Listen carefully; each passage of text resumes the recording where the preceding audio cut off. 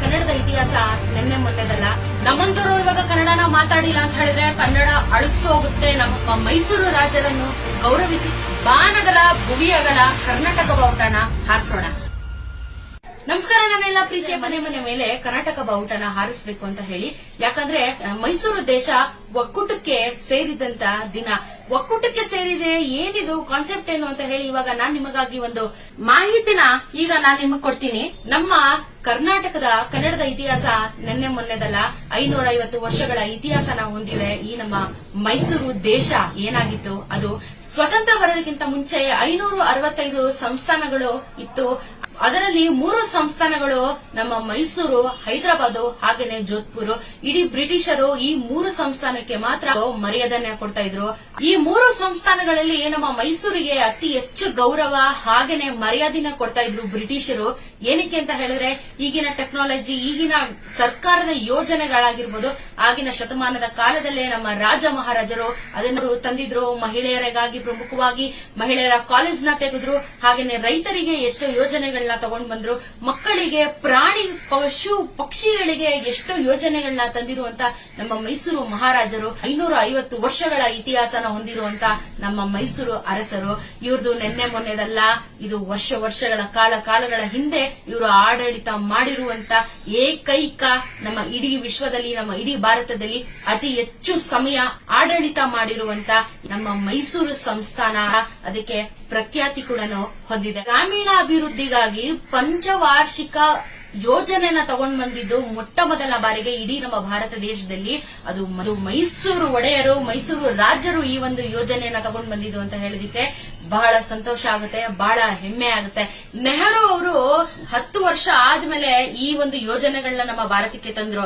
ಆದ್ರೆ ಮೈಸೂರು ಸಂಸ್ಥಾನ ಅವರು ಆಗಿನ ಕಾಲದಲ್ಲೇ ತಗೊಂಡ್ಬಂದ್ರು. ಆಗ್ಲೇ ಗೊತ್ತಾಗುತ್ತೆ ನಮ್ಮ ಕನ್ನಡಿಗರ, ನಮ್ಮ ಕರ್ನಾಟಕದ ಶಕ್ತಿ ಏನು, ಯುಕ್ತಿ ಏನು ಅಂತ ಹೇಳಿ. ಆಗಿನ ಯೋಜನೆಗಳು ಈಗ ನಾವು ಉಪಯೋಗಿಸ್ತಿರುವಂತ ಸರ್ಕಾರಿ ಯೋಜನೆಗಳಾಗಿರುವಂತದ್ದು. ಹಾಗೇನೆ ಮೈಸೂರು ಸಂಸ್ಥಾನ ಎಲ್ಲದಕ್ಕೂ ಉದಾಹರಣೆ ಆಗಿತ್ತು. ಟೆಕ್ನಾಲಜಿ ಕೂಡ ಎಲ್ಲದಕ್ಕೂ ಸಾಕ್ಷಿಯಾಗಿ ನಮ್ಮ ಮೈಸೂರು ಒಟ್ಟಾಗಿ ಎಲ್ಲ ಒಂದು ಶಿಕ್ಷಣದ ಬಗ್ಗೆ ಆಗಿರ್ಬೋದು, ಉದ್ಯೋಗದ ಬಗ್ಗೆ ಆಗಿರ್ಬೋದು, ಗ್ರಾಮೀಣ ಅಭಿವೃದ್ಧಿ ಆಗಿರ್ಬೋದು, ಪ್ರಾಣಿಗಳ ಬಗ್ಗೆ ಒಂದು ಹಾಸ್ಪಿಟಲ್ಗಳಾಗಿರ್ಬೋದು, ಈ ತರ ಅತಿ ಹೆಚ್ಚು ಎಲ್ಲಾ ರೀತಿಯ ಸೌಲಭ್ಯಗಳು, ಸೌಕರ್ಯಗಳನ್ನ ನಮ್ಮ ಮೈಸೂರಲ್ಲಿ ಮಾತ್ರ ಲಭ್ಯವಿತ್ತು. ಹಾಗಾಗಿ ಇದು ನಮ್ಮ ಮೈಸೂರು ಎಷ್ಟು ಶಕ್ತಿಯುಕ್ತವಾಗಿತ್ತು ಅಂತ ಹೇಳಿದ್ರೆ, ನೆಹರು ಅವರು ಇದನ್ನ ಒಕ್ಕೂಟಕ್ಕೆ ಸೇರಿಸ್ಕೋಬೇಕು ಅಂತ ಹೇಳಿ ಕರಿಯಪ್ಪನವರನ್ನ ಮೈಸೂರಿಗೆ ಕಳಿಸ್ಕೊಡ್ತಾರೆ. ಇದೆಲ್ಲ ವಿಷಯನು ಜಯಚಾಮರಾಜ ಒಡೆಯರಿಗೆ ತಿಳಿದಿರುತ್ತೆ. ಆದ್ರೂ ಏನು ಮಾತಾಡಿದಿರೆ ಅವರು ಬಂದಾಗ ಅವರಿಗೆ ಆಗಿನ ಕಾಲದಲ್ಲೇ ರೆಡ್ ಕಾರ್ಪೆಟ್ ವೆಲ್ಕಮ್ ನ ಕೂಡ ಕೊಟ್ಟವರು ರೀ ನಮ್ಮ ಮೈಸೂರು ರಾಜರು. ರೆಡ್ ಕಾರ್ಪೆಟ್ ಇವಾಗೆಲ್ಲ ಏನಕ್ಕೆ ಯೂಸ್ ಮಾಡ್ತಾರೆ, ಫ್ಯಾಷನ್ ಶೋ ಅದು ಇದಕ್ಕೆ ಯೂಸ್ ಮಾಡೋದು.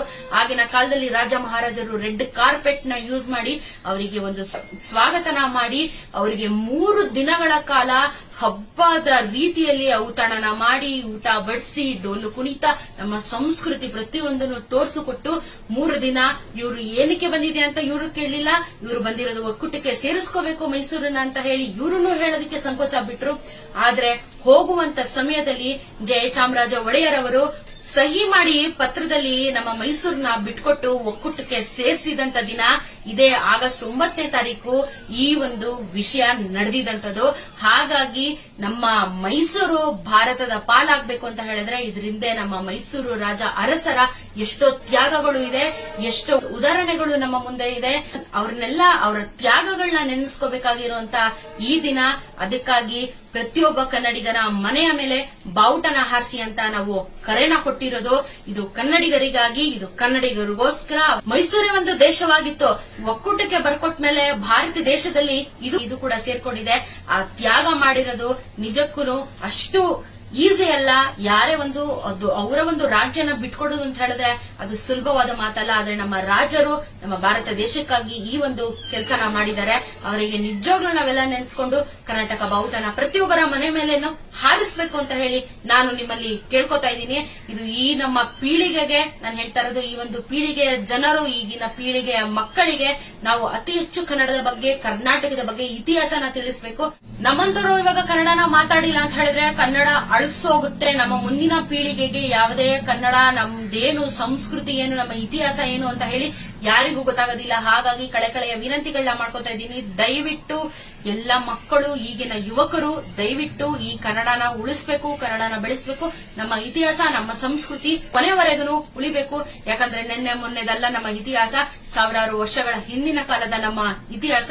ದಯವಿಟ್ಟು ನಿಮ್ಮ ಮನೆಯ ಮೇಲೆ ಬಾವುಟನ ಹಾರಿಸಿ ನಮ್ಮ ಮೈಸೂರು ರಾಜರನ್ನು ಗೌರವಿಸಿ ಅವರು ಮಾಡಿರುವಂತಹ ತ್ಯಾಗನ ನೆನೆಸ್ಕೊಳ್ಳಿ. ಕನ್ನಡಕ್ಕಾಗಿ ಎಷ್ಟೋ ಹೋರಾಟಗಳನ್ನ ಮಾಡಿರುವಂತಹ ಸ್ವತಂತ್ರ ಹೋರಾಟಗಾರರನ್ನ ನೆನೆಸ್ಕೊಂಡು ಅವರಿಗೊಂದು ನಮನನ್ನ ಕೊಟ್ಟಿ ಪ್ರತಿಯೊಬ್ಬರು ಕರ್ನಾಟಕ ಬಾವುಟನ ಮನೆಯ ಮೇಲೆ ಹಾರಿಸಿ. ಇದು ಆಗಸ್ಟ್ 9ನೇ ತಾರೀಕು ಮಾತ್ರ ಅಲ್ಲ, ವರ್ಷದ 350 ದಿನಗಳ ಕಾಲ ನಮ್ಮ ಕರ್ನಾಟಕ ಬಾವುಟ ಎಲ್ಲರ ಮನೆಯ ಮೇಲೆ ಹಾರಿಸಬೇಕು. ಎಲ್ಲರ ಬೆಂಬಲ ಹೀಗೆ ಇರಲಿ.